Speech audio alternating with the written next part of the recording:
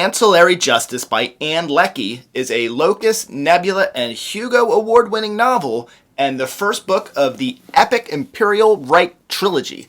Published in 2013, Ancillary Justice is a gripping and thought-provoking, fit-to-be-read reading experience.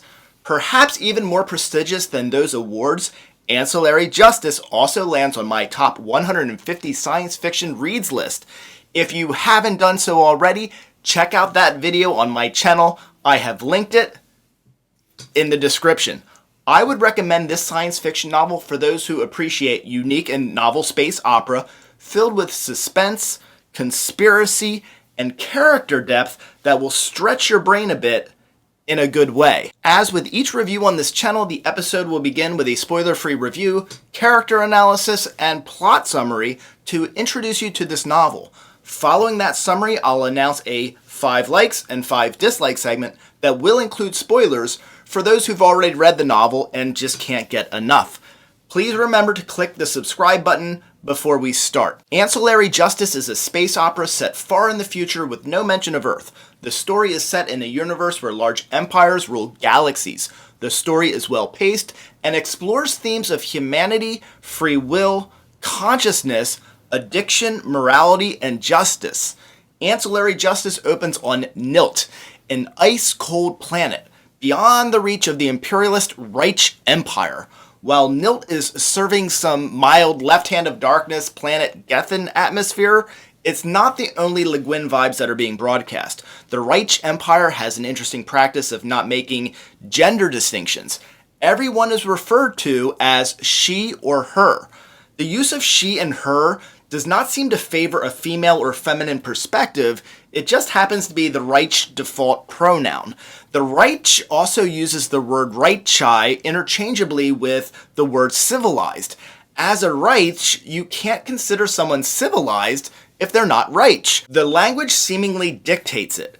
Another classic science fiction novel Ancillary Justice evokes is Samuel R. Delany's Babel 17, and toying around with how language affects and can control how we think. Justice hosts a unique and original protagonist, Breck, also known as 1-esque, and formerly and sometimes currently acknowledged as the transport ship Justice of Turin.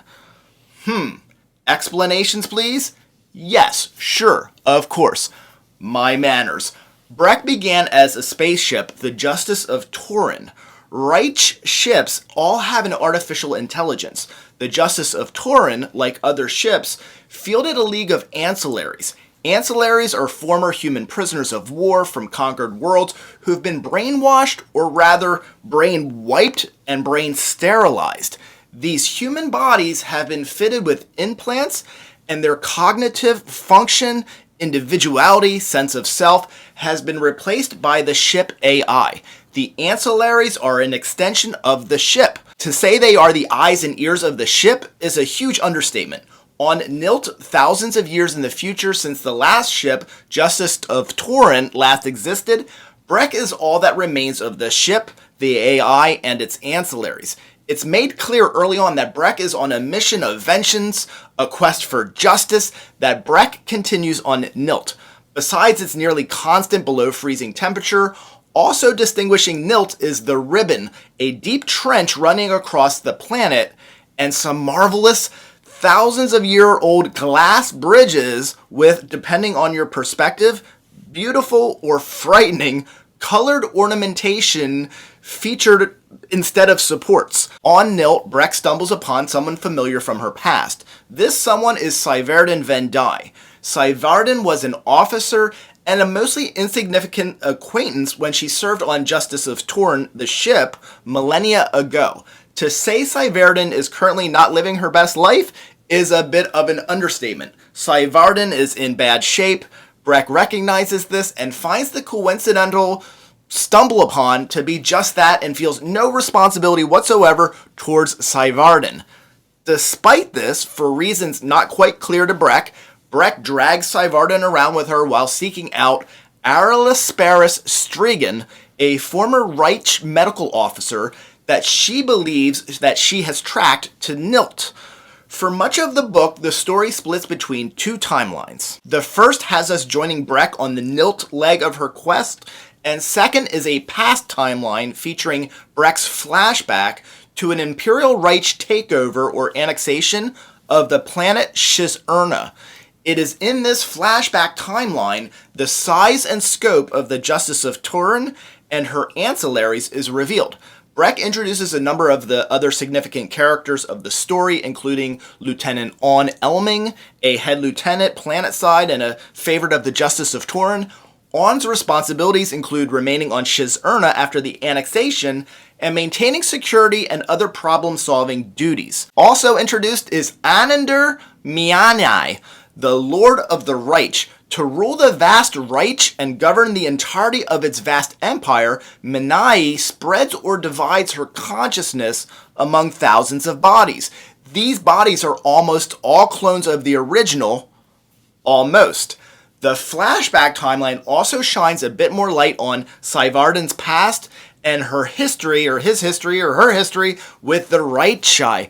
The flashback also provides an opportunity to view Breck as a ship and an ancillary compared to present day where she hides her implants and her past identity.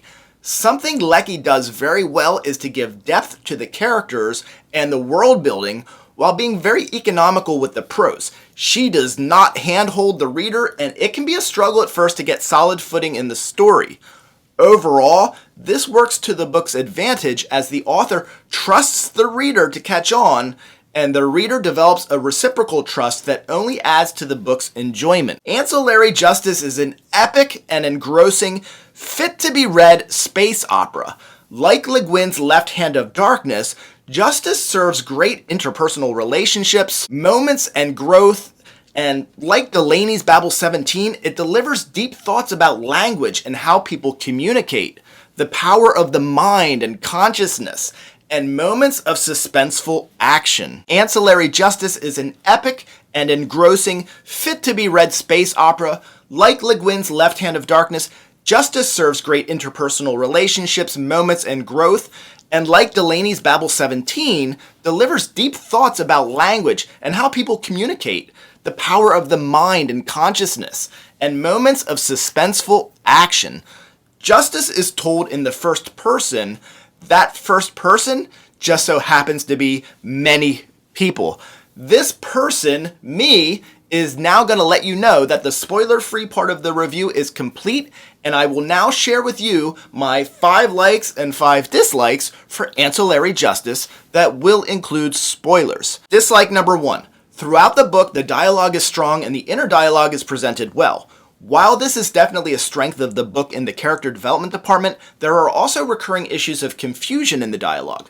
When more than 2 people are involved in the conversation, Leckie lets us lose track of who is speaking.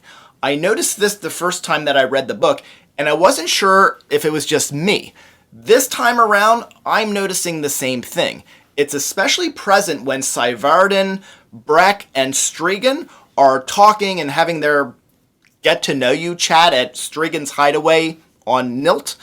Add to this some missing quotation marks in the text, and there you have it. Dislike number 2, while at Omau Palace, Breck mentions that she's content to see how things stood, and she might discover who might side with Miane. Having already learned that Station sees everything, like Big Brother, even the way you think and your facial expressions are watched, Breck's state of mind around this becomes suspect here. There are many excuses that could be made for this oversight, and Breck herself seems to realize this, but we've gotten to know her enough to know that this would not be overlooked by her. Like number 1, the subtle digs and posturing when Seivarden and Breck meet Captain Val for tea. It's very rich. We don't have a clear sense of who's good or bad, but the subtle insults and the game playing is presented very well here. Like number 2, Leckie does a great job of making Breck seem alien and artificial without trying too hard or dumbing things down for the audience. This was an area where Ishiguro failed greatly with Clara in the Sun, seemingly waving his arms saying, "Look how artificial she is, she's a robot." Leckie's Breck has multiple layers of human and artificial, and it really allows the reader to connect with her quest. Dislike number 3, I like that Ancillary Justice called to mind Left Hand of Darkness vibes. The downside is that the comparison makes it more obvious there could have been some more done with the Breck-Syvarden relationship. It still works very well though. Like number 3, sticking with the left-hand comparisons, I do prefer Leckie's success, creating a device that really spins the reader's mind about gender and how we think about it. Even if what Le Guin did was more groundbreaking and brave for the time that it was written, I think Leckie takes the conversation a little bit further and makes you think a little bit more. Like number 4, having both Breck and Miane impacted by a split consciousness made the plot very unique. Dislike number 4, shortchanged is Skite Aware. Lieutenant Skite lacked depth, and this diminished her value in the story, and to an extent, the significance of Lieutenant On's destiny. Dislike number 5, with so many creative and interesting things happening in this book, the one big miss for me was that Breck's motivation for vengeance did not hit as hard as it could have. The slaughter at the temple somehow lacked in severity, and Breck's connection to On needed more layers. Like number 5, Syvarden is a great character, and Leckie does a great job of evolving her over the course of the story. It is remarkable how little Leckie tells us about what's going on in Syvarden's mind, yet we're able to understand him so clearly, and there's no confusion about his transformation. The less is more approach to letting the reader consider Syvarden's psyche might be the book's greatest accomplishment. Thank you for watching today. I'm Michael Everts. This is Fit to be Read. Please like, please subscribe to the channel and click the notification bell. If you do, YouTube is going to let you know every Thursday at 1 o'clock when I release new videos, and you're going to help my channel grow. Thank you.